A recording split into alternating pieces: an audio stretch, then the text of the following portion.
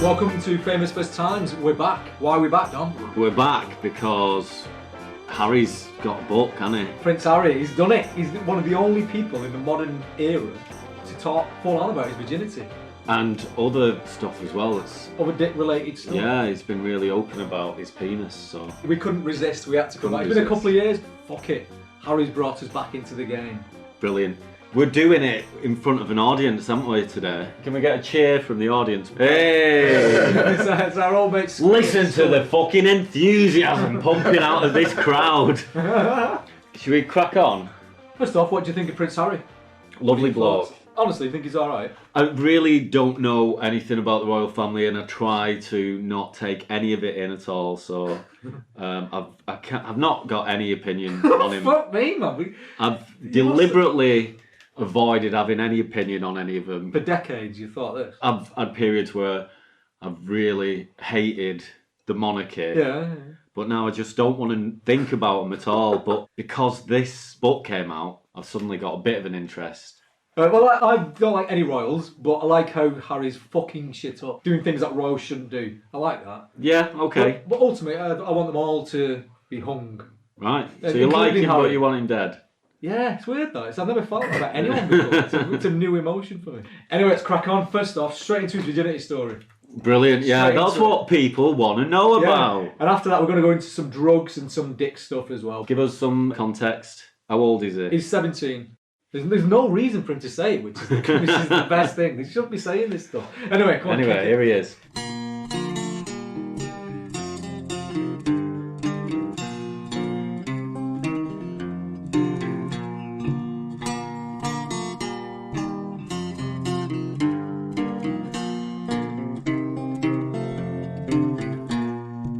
Inglorious episode with an older woman. She liked horses quite a lot, and she treated me not unlike a young stallion, a quick ride. After which she'd smacked my rump and sent me off to graze. Among the many things about it that were wrong, it happened in a grassy field behind a busy pub. Well, among the many things about it that were wrong. I want to know the other things that were wrong. What do you think? Not the wildest virginity Shit, story. that, man. A bit boring, isn't it? Soz. Well, it's good, like, that he does it outside, like all the rock stars. Yeah, he's the ultimate Brit. Shagging outside, near a pub. Just like... Phil Collins, he shagged outside in a vegetable patch. And... Shaun Ryder did it outside. Shaun And Ricky Tomlinson, yeah. Just like those guys. He's one of us. Yeah, it's alright. It's not the best virginity story, but it's good. It's good that we know it. An older woman smacking his ass after she's... Lovely detail. Sending him up. That's a great detail. I love it. That's pretty. Yeah, actually. Yeah, not bad actually, Harry. Thanks for letting us know. Right, another story. This is about his dick, this one. It's just a few weeks before Prince William marries Kate, 2011. Harry's just come back from a 200-mile expedition in the Arctic and is at the pre-wedding dinner. And so, the pre-wedding dinner was pleasant, jolly, despite Willy visibly suffering from standard groom jitters. I regaled the company with tales of the North Pole. Pa was very interested and sympathetic about the discomfort of my frost-nipped ears and cheeks, and it was an effort not to overshare and tell him also about my equally tender penis. Because Harry doesn't overshare.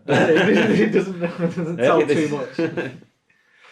Upon arriving home, I had been horrified to discover that my nether regions were frost-nipped as well. And while the ears and cheeks were already healing, the todger wasn't. It was becoming more of an issue by the day. I don't know why I should have been reluctant to discuss my penis with Pa or the gentleman present. My penis was a matter of public record and indeed some public curiosity. The press had written about it extensively. There were countless stories in books and papers, even the New York Times, about Willy and me not being circumcised. Yeah. Mummy had forbidden it. They all said, and while it's absolutely true that the chance of getting penile frostbite is much greater if you're not circumcised, all the stories were false. I was snipped as a baby. Why is he telling people this? We don't need to know this shit. We do. We do need to know. Yeah, we do. This nice is... one. So the wedding happens and he's still thinking about his dick.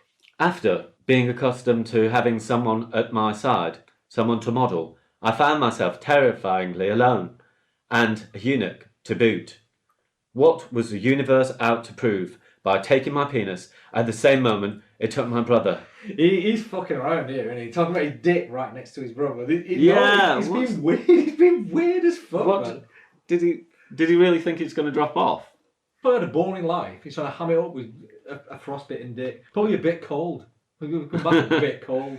But it's important to know about the the circumcision and how that can affect frostbite. It means that he's really, looked into the medical ins and outs. He's leaned into this story about a frostbitten dick a lot. I think there's more on it in there.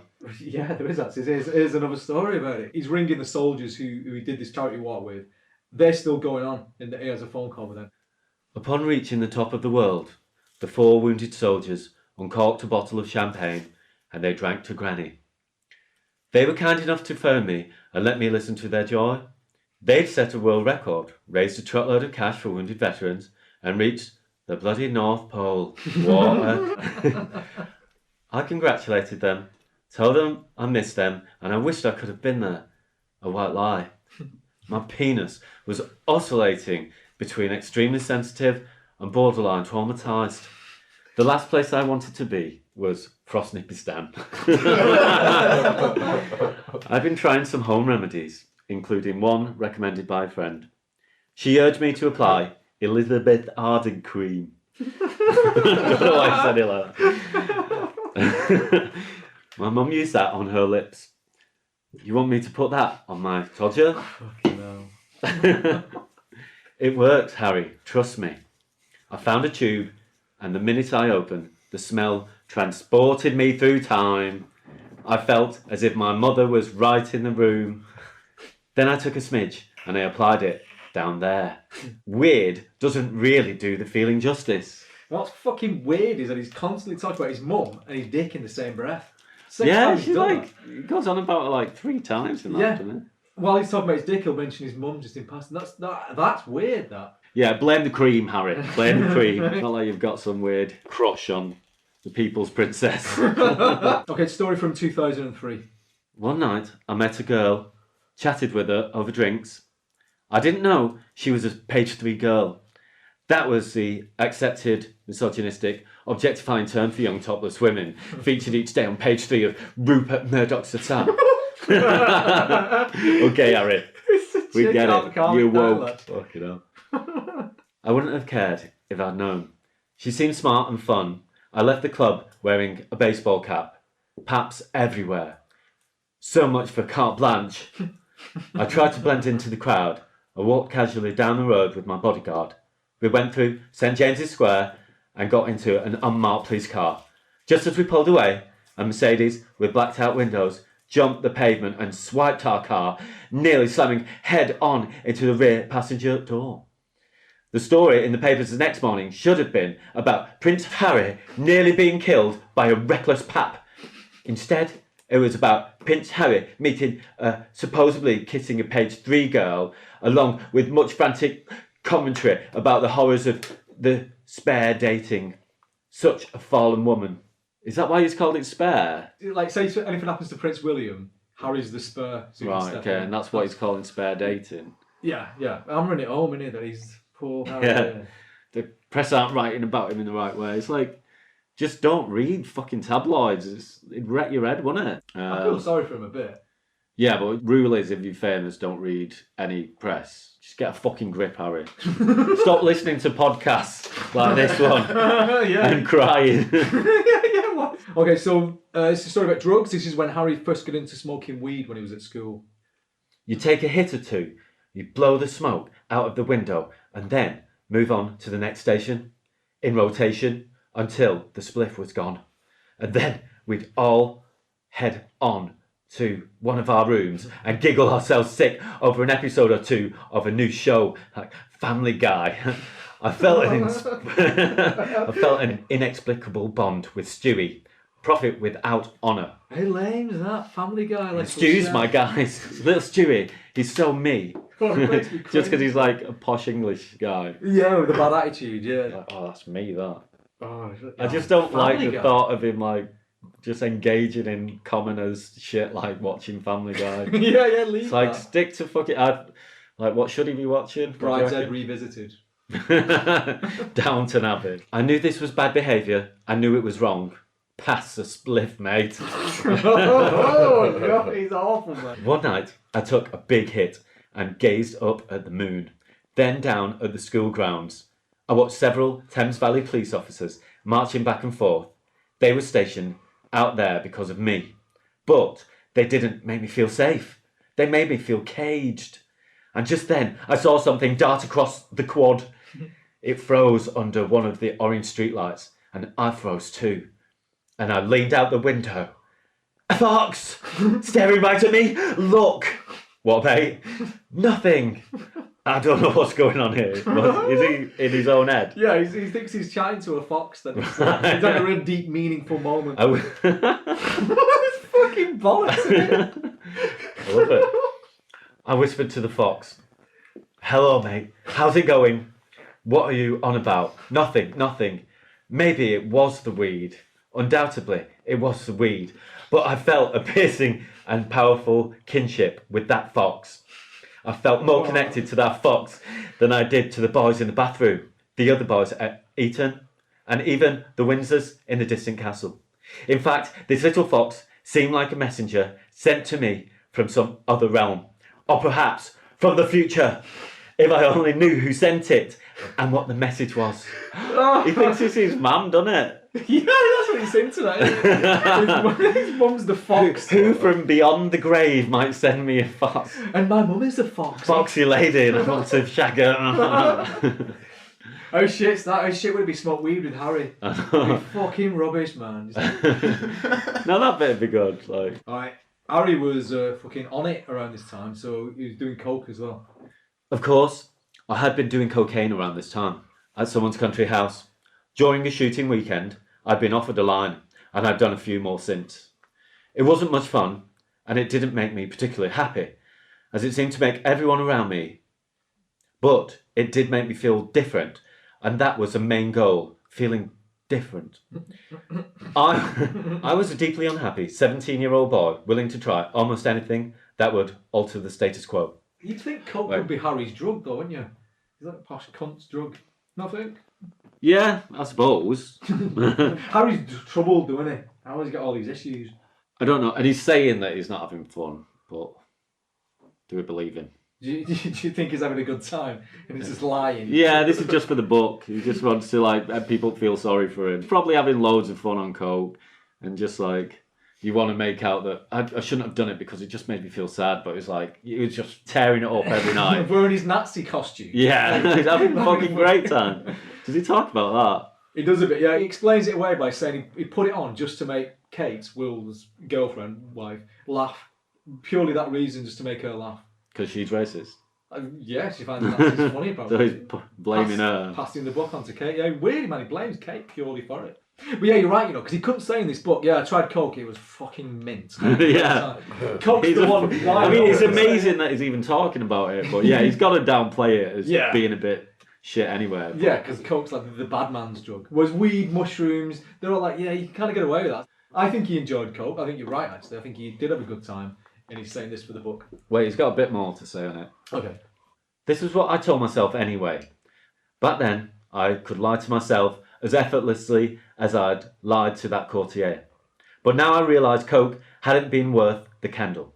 The risk far outweighed the reward. Threatened with exposure, faced with the prospect of fouling up Granny's golden jubilee, nothing was worth any of that.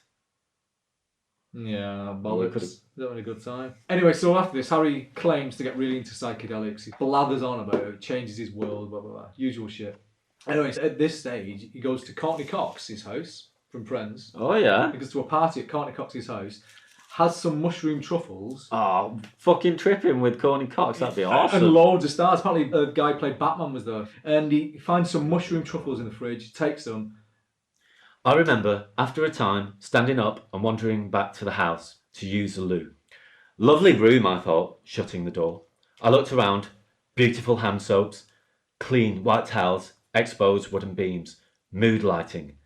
Leave it to the Yanks. What is he he say like that? Yeah. Is he like pissed off that he's not got nice stuff at his house? It's like, I think your house is alright. Don't worry. Beside the toilet was a round silver bin, the kind with a foot pedal to open the lid. Right. I stared at the bin and it stared back. What? Staring? Then it became a head. I stepped on the pedal and the head opened its mouth. A huge open grin, and I laughed. I turned away and I took a piss. Now the loo became a head too, and the bowl with its gaping maw. The hinges of the seat were its piercing silver eyes, and it said, "Ah." I finished, and I flushed, and I closed its mouth. I turned back to the silver bin. I stepped on the pedal. I fed it an empty packet of cigarettes from my pocket. Open wide. Ah, thank you, mate. You're welcome, mate. I left the bathroom giggling and I walked straight into my mate. What's so funny? I told him he needed to walk into that loo right now and have the experience of a lifetime. What experience? I can't describe it. You have to see for yourself.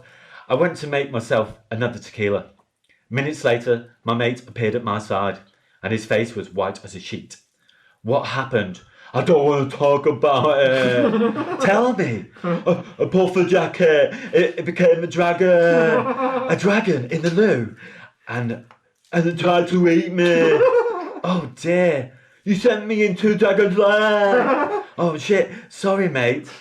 My delightful trip had been his hell. How unfortunate. But how interesting. And I told him it would all be okay. That's a fucking great way to end it. I think it'd be shit to take drugs with Harry. I think he's rubbish. He's a really basic. No, I ordinary thought drug that guy. fucking story was cool. He entertained me and he entertained his readers. I think he's wrote a really good book. Well done, Harry. Oh, is he woke or cancelled? From this evidence, it is impossible to say so. By default, he's woke. He's the ultimate woke. King woke. Yeah. But I think he's trying desperately hard because he knows he wasn't woke back in the past. I think he's trying to overcompensate for it all now. Yeah. And maybe that's why he's revealing so much about his dick and stuff, because he feels shamed about being such a naughty lad. Well, good on him. Yeah, good, fair enough.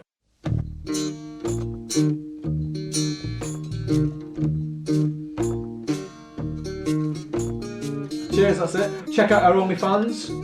Yeah, we've got an OnlyFans. There's going to be some nice bonus stuff. And we're doing it a bit different now on the normal pod. We're just going to put them out as and when. Follow us on Instagram, Facebook, Twitter. It's either famous first times or give over. Cheers. Yeah, cheers. No overwhelming response. Okay, you must have loved that shit. Fucking well done, Dominic and Ian. Bye.